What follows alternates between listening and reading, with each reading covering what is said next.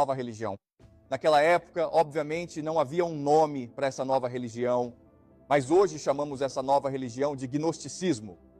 Jesus foi o fundador de uma religião chamada gnosticismo, não cristianismo, gnosticismo. Existe uma diferença. Então, o que é o gnosticismo? Se você olhar para a maioria das religiões, há 3 camadas principais.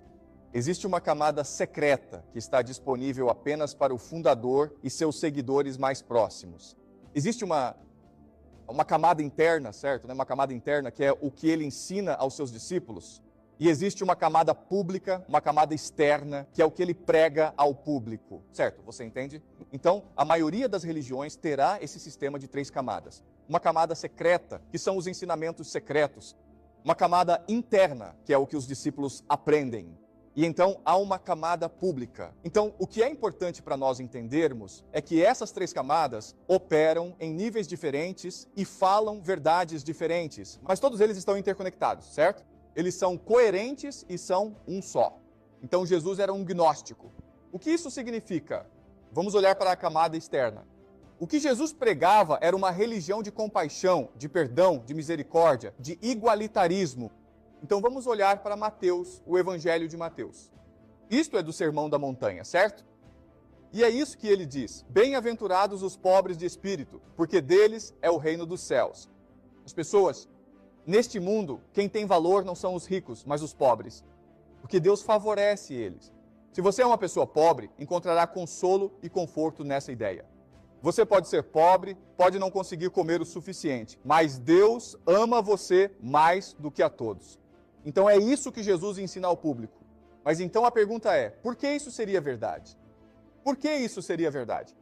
E então, para que isso faça sentido, precisamos entender a camada interna e secreta, que não nos é revelada em Mateus.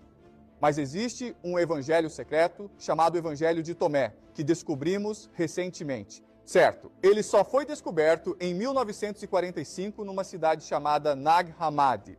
E esse evangelho não está na Bíblia, mas nos revela o que Jesus pensa.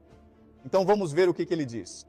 Há 2 coisas. Certo, há luz dentro de um homem de luz e ele ilumina todo o mundo.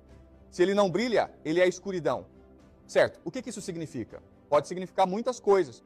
E como expliquei para você, é possível olhar para a citação a partir de 3 camadas diferentes. Na camada pública, há luz dentro de um homem de luz e ele ilumina todo o mundo. Se ele não brilha, ele é escuridão. Na camada pública, isso significa que precisamos ser boas pessoas, certo? Deus favorece as pessoas que fazem o bem, que são generosas, que são compassivas, certo? Essa é a camada pública.